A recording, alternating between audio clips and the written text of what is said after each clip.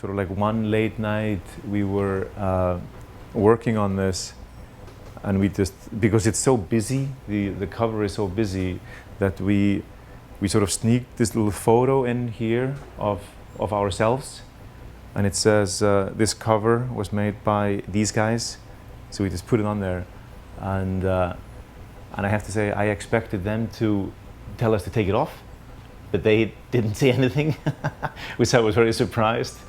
So I think my mom is still walking around with this issue, showing it to her friends.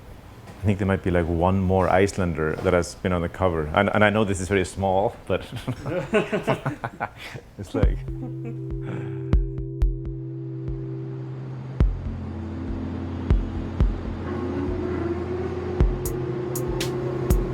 You know, like the studio is in New York. I'm from Iceland, Jan is from Germany, and then in New York I would say like people are from everywhere here. It's almost an advantage that we're from somewhere else. Yeah. You know, I think it has helped us that I'm Icelandic and Jan is German. It's a very, you know, it's very noisy, it's chaotic, very busy.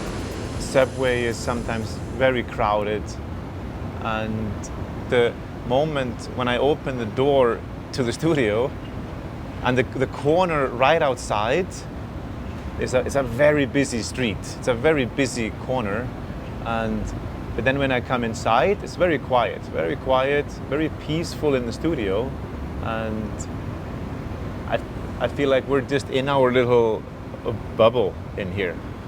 Like the joke is that, like always when I'm with my wife and someone asks me how long I've been here, I used to say 10 or 15 years forever. And she is like, what are you talking about? You've been here for like more than 20 years. And I was like, what? Oh, okay. So I've been here now since '89. What is that, 23, 24? It's a long time. So I've lived longer here than I ever lived in Iceland. I think I do have this nostalgic feeling about Iceland, about moving there or staying there, because I've never lived there as a grown-up. Like when I came here, I was living with my parents, and I finished school, and then I worked for 1 year, and so I've never really been there with an apartment, with a family, and with a regular job. So I don't know how that is. So always when I go there, it's always amazing. I'm meeting my friends, I'm going out, and so of course I love it. This kind of image. So this is me here, and that's Jan, and it's in 3D. So you can take this image and turn it around, and then you can change the pixels, and the same with this one. So this is another image of me here and here. So we need all these sort of markers on the wall to sort of track it. We're in Queens, and right over here, Museum of the Moving Image. And this is the back of the museum, done by German architect Thomas Lieser. And so we worked on this for, on and off, I would say for like 3 years, doing all the graphics. All the blue panels are these like triangles, these blue triangles. For the entrance, we sort of used that as a little identity. So we built this typeface. We built three different typefaces for the museum. And here in the mirror, this is just a mirror, and then here you can see through. So here you can see into the museum. The typeface is also used here with all the information. And here we used another font for the sort of like the body copy. We redrew this little icon.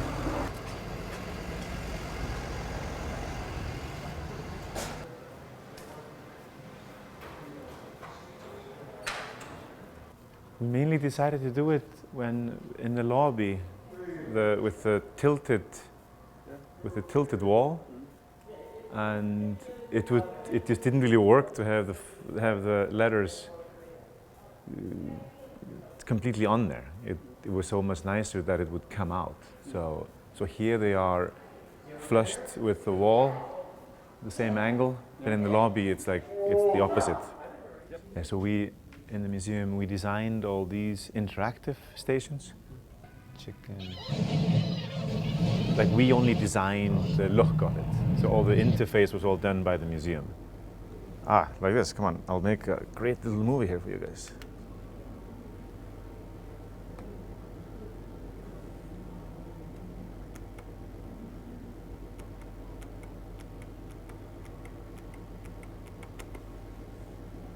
Play.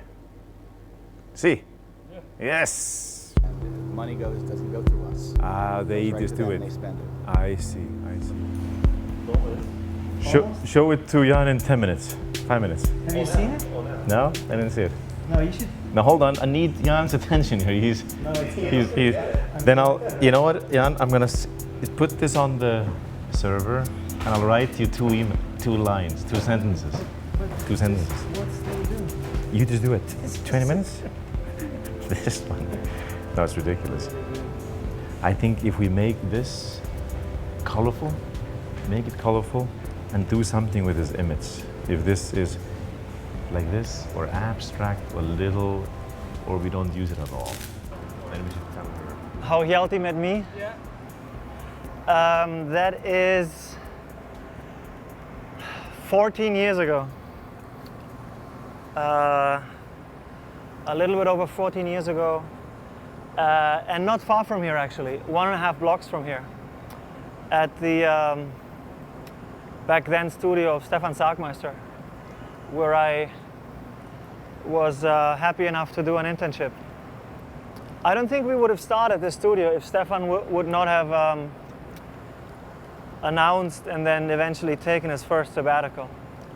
Like, exactly during my time, he basically told us that he's planning on taking a year off without any clients. So Hjalti had nothing else to do, and I was a student back then. I had of course nothing better to do than something, anything, and it just felt very, very natural to be like, well, if Stefan takes a break, I guess then we start our own little thing. It's very fluid and changes, and I think if you don't have an ego, I think that really helps. Then everyone is really working towards a better outcome.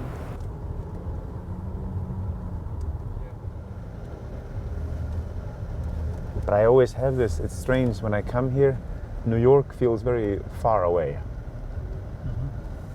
And then over here you see the Hverfis Gallery. We did this few months ago. Art gallery, and that's the facade of it. Yeah, so this is Hverfis Gallery, a new gallery showcasing contemporary art. We're right by Arnarhóll here, downtown Reykjavik. Harpa is over there, and it's very cold. It's freezing, and then it's a very simple graphics, just black and white, or black on a white background, and then we used the sort of the building, like here it goes a little bit off the edge, and it's based on the column that is over here, and we just have this big black typography, and we just made it a little bit off-centered. That was the whole. That's the whole idea. And then here on the side, it becomes a little bit. You just see a little bit from this side, and then here you see it all.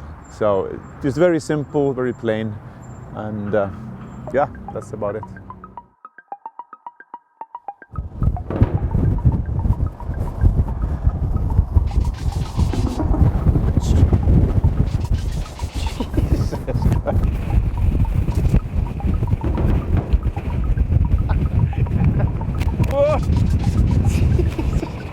Are you kidding me? Whoa! Yeah, somehow I don't think he's gonna be here, but let's check it out. It would be funny to see him. He's the authority on design. Gott.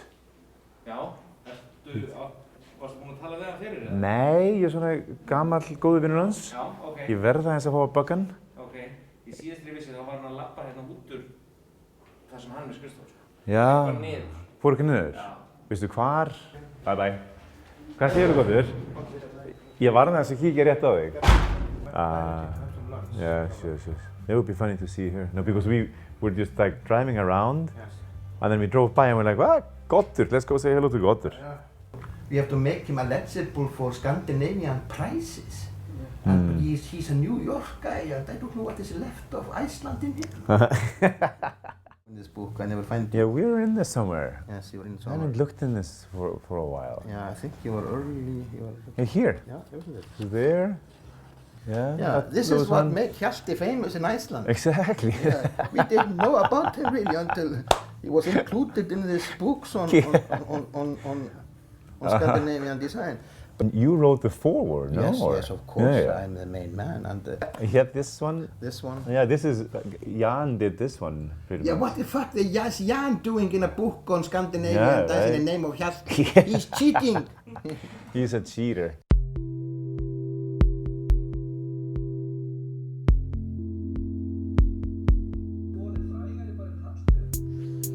Hef ég ekki alltaf verið frægar en Hallbjörn? Nei. Hvenær var Hallbjörn frægar en ég? The client, he was a little bit hesitant in doing it in the beginning because it's not that readable. You can't read it quickly. If you stand at a different angle, you can't really read the signage.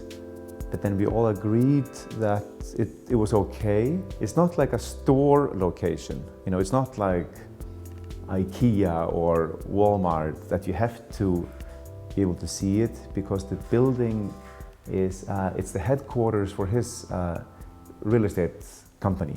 So most people that go there know where they're going, and it's also good for him to be a little bit discreet. So it made sense. It's like this long, it's like these warehouses in the Wynwood district in Miami. The whole look for it just became these 3 bars blocking out the name, the Goldman warehouse, and then it was like painted with gold leaf on the side of the wall. Yeah, the stripe became the logo, the letterhead. It was also on the back of the building, on the fence, like a smaller signage, and postcards. And it was we just used the gold and the black for the whole identity. It's for Time magazine, and we were pretty excited when they called, and they called it the list issue.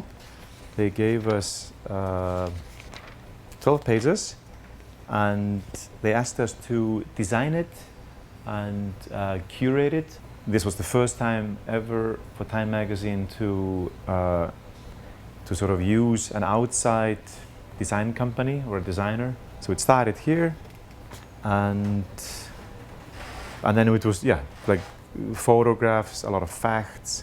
We did like a lot of little illustrations here and there. We loved it. I just loved the fact that they just gave us like freedom, and they trusted us to do it, and then we wrote the copy here and there, and it was just fantastic. George Costanza in Seinfeld. This is his dad. It's Ben Stiller's father, and he's just such a crazy character on the show. And I've always loved this guy. So we got him for this photo shoot to go into this pool, and he was like included in one of the charts. What kind of can you talk about? Yeah, so this is back in 2001.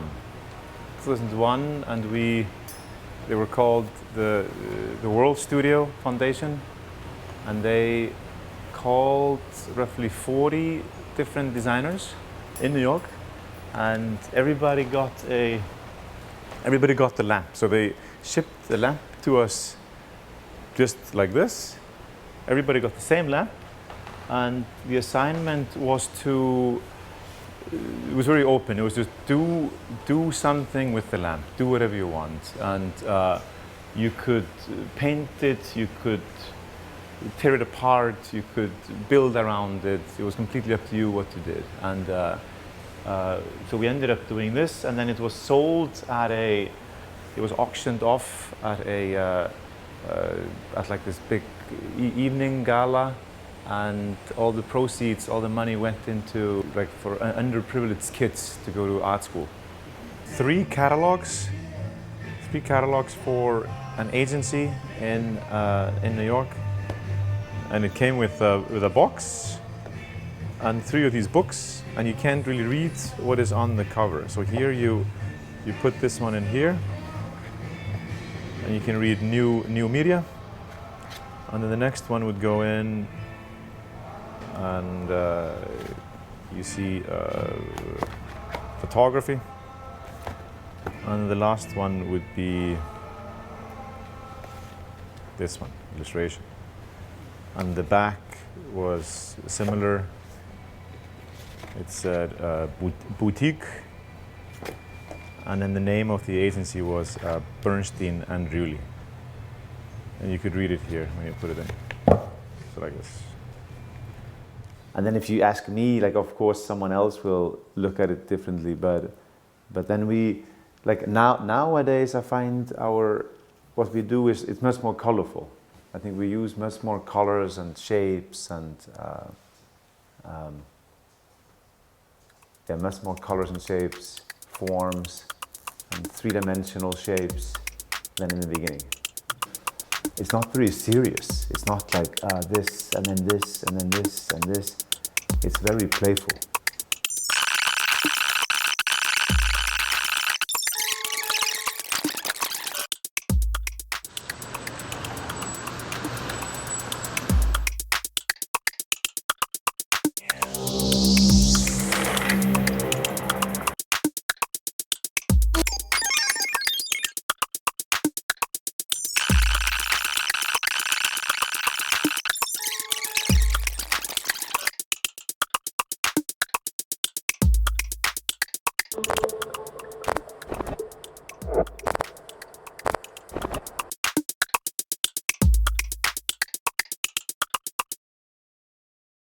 See you.